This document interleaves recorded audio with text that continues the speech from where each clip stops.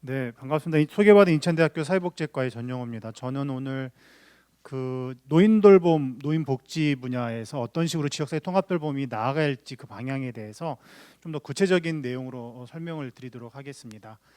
그 앞에서 이게 김진석 교수님께서도 말씀을 해주신 것처럼 저도 노인복지 분야의 공약을 살펴봤는데 사실은 뭐 통합재가급여 그런 것들로만 되어 있고 사실은 내용이 매우 부실하고 없습니다.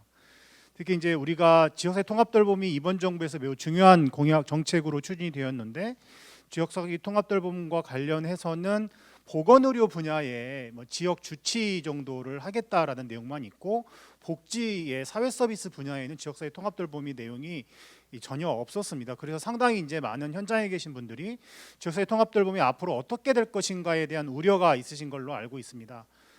근데 최근에 제가 복지부 쪽하고 어떻게 회의를 하면서 알게 된 거가 보건복지부에서 지역사회 통합돌봄은 계속 우리가 가야 될 방향이기 때문에 여러 가지 그 노인돌봄이나 이러한 여러 가지의 내용들을 이미 마련한 것이 있고 그것들을 지금 차기 정부에서도 국정과제로 반영하기 위해서 노력을 하고 있다라는 얘기를 들었습니다. 그래서 이러한 정책적인 변화 환경이 있지만 지역사회 통합돌봄은 결국에는 노인들의 인간다운 삶과 그리고 여러 가지 의료의 비용 이런 것들을 감안할 적에 우리가 반드시 가야 될 부분이기 때문에 흔들림 없이 우리가 계속 우리 광역 인천시에서 지도적으로 추구해야 될 중요한 정책이라고 생각을 합니다. 그래서 저는 좀 더 구체적으로 노인돌봄에서 현재 상황이 어떻고 어떤 것들을 해야 되는지를 세 가지 측면에서 말씀을 드리고자 합니다. 하나는 우리가 가장 취약한 부분 중에 하나가 우리 사회복지에서 취약한 부분이 주거인데 주거를 좀 더 바꿔야 되고요. 두 번째 지역사회 통합돌봄이라는 결국에선 재가에서 이용할 수 있는 서비스, 지역에서 이용할 수 있는 서비스를 확충하는 것입니다. 그러한 재가 서비스의 확대 방안을 말씀을 드리고 세 번째는 우리 잘 아시는 것처럼 우리나라는 워낙에 민간의 영리기관 또는 비영리기관에게 서비스의 공급자로서의 역할을 했는데 그러한 것들을 이번 정부에서 사회서비스원을 통해서 많이 발전을 시켰는데 앞에서 김진석 교수님께서 말씀해 주신 것처럼 그런 것들을 우리는 계속 공공의 공급자로서 질 좋은 서비스 제공과 좋은 일자리를 확충하는 기관으로서의 역할을 다해야 된다라고 해서 그러한 것들을 말씀드리도록 하겠습니다. 네. 노인주거 관련해서는 제가 우리 동덕여대학교의 남기철 교수님께서 하신 내용들의 자료들을 조금 직접 인용을 좀 했습니다. 잘 아시는 것처럼 노인들이 집에서 장기간 에이징 인 플레이스 노후를 잘 보내려면은 집 자체가 상당히 노인들이 안전하고 살 수 있는 주택이어야 됩니다. 그런데 우리나라는 주거 정책이라는 것은 LH나 이런 데를 통해서 저소득층에게 공공임대주택을 제공하는 것만 했지 실제 주거 자체가 노인 친화적이고 또한 돌봄 서비스를 제공하는 그런 돌봄과 주거가 함께 제공되는 노인주택 같은 것들이 매우 적었습니다. 노인주택이 있지만은 사실은 그거는 그냥 일반인들에게 노인주택을 제공하는 걸 뿐이지 그 안에서의 돌봄이나 이런 것들은 제공되지 않았습니다.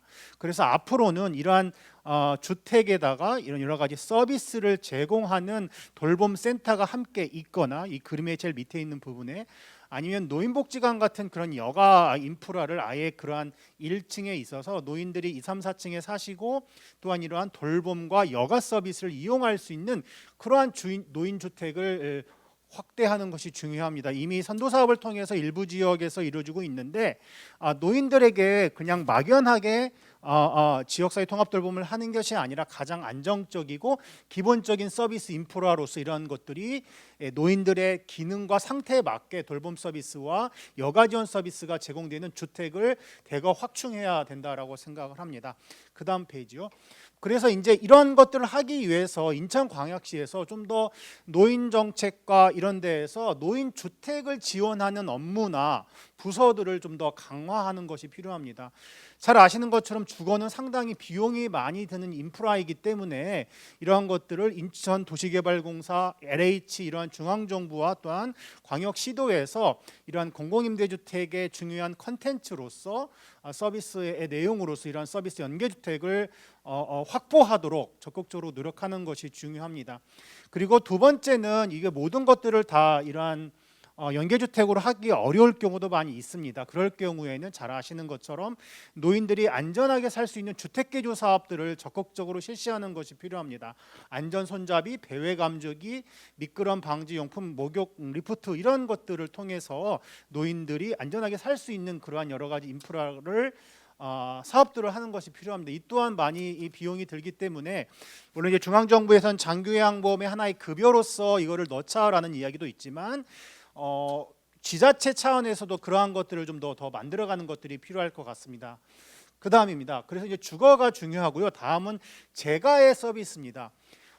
우리나라 노인돌봄에 있어서 서비스의 특징을 단적으로 말씀을 드리면 방문요양 중심의 서비스밖에 사실은 없습니다. 그러니까 아주 기본적인 가사수발과 신체수발의 사회적인 돌봄이 있지 노인들이 만성질환을 되게 많이 가지고 있고 또한 거동이 불편하고 이런 것들을 감안할 적에 우리가 확충해야 되는 부분들은 간호 서비스와 재활, 영양 서비스입니다. 그러나 우리나라는 지역 의료, 지역 간호, 지역 재활, 지역 영양 이러한 것들이 매우 발전이 더딘 상태이기 때문에 그러한 것들을 우리가 확충하는 것이 우리의 정책적인 역량을 모아야 되고 특히 간호 서비스는 어르신들의 만성질환의 관리와 이러한 여러 가지 기본 간호부터 고난이도 간호까지 욕창 같은 것들을 할 수 있을 만한 것들이 있어야 되고 그러한 것들을 하기 위해서 지자체 산하의 공공의 통합 방문간호센터라는 것을 만들어서 기본적인 간호부터 현재 3대 재가간호가 있는데 그런 3대 재가간호의 서비스를 모두 제공할 수 있는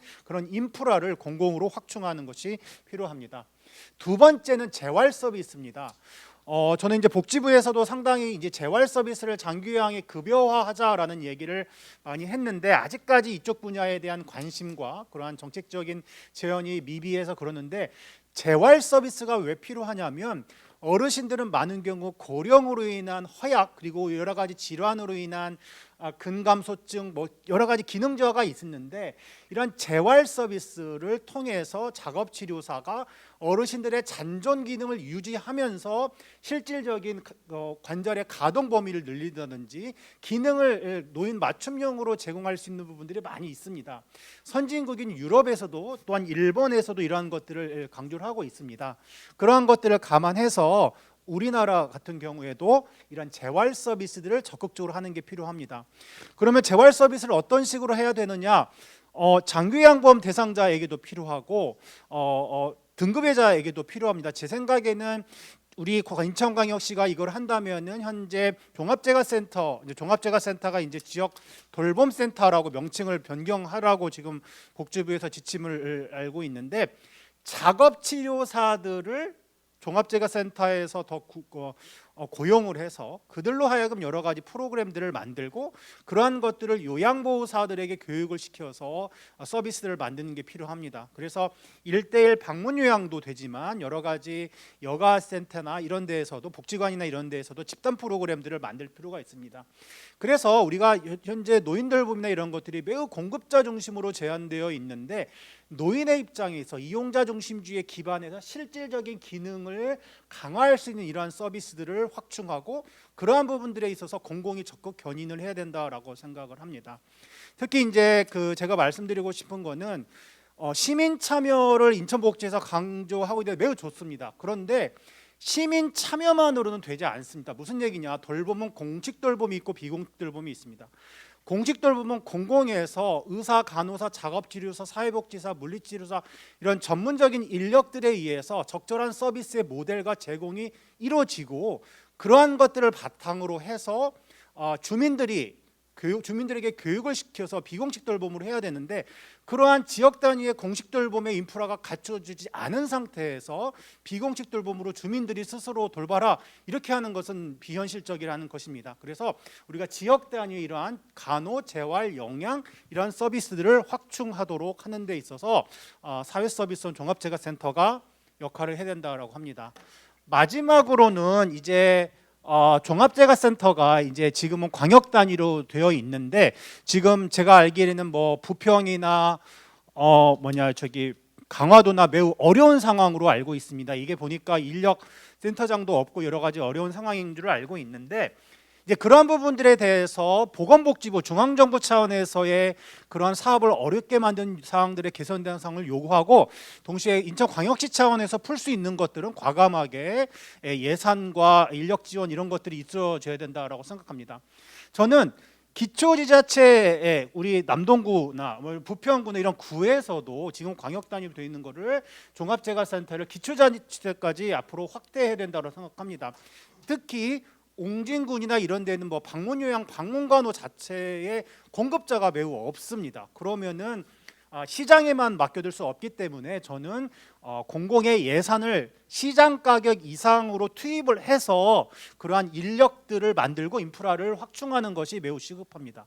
왜 그러냐면은 옹진군이나 강화군에 있는 노인들은 어떻게 보면 형평성 측면에 있어서 욕구가 분명히 있음에도 불구하고 아주 기본적인 서비스가 이루어지고 있지 않기 때문에 그러한 시장의 실패를 국가가 기초지자체 단위에서도 설치할 수 있도록 하고 그렇게 지원하는 것이 필요합니다. 인천광역시와 기초지자체 또는 중앙정부의 지원을 받아서 매칭으로 예산을 편성해서 그러한 공공인프라를 더욱더 확대하는 것이 매우 시급한 과제인 것 같습니다. 이상입니다. 네, 전영호 교수님께서 지역사회 단위의 노인 중심의 이제 돌봄 체계 뭐 이런 얘기를 인천시의 특성과 관련시켜서 얘기를 해주셨습니다. 특히 인천의 특징 중에 하나가 도서 지역을 포함하고 있는 것이 인천의 특징입니다. 저 개인적으로도 한 4년 전에 옹진군 노인복지에 관한 조사를 해봤습니다만 지금 전영호 교수님 얘기하신 것처럼 지역의 특성에 맞는 노인의 복지 욕구가 어떤 것인지 또 그들에게 제공될 수 있는 방법은 무엇이 좋은지에 대한 논의를 저희가 꼭 해야 될 것으로 생각이 됩니다.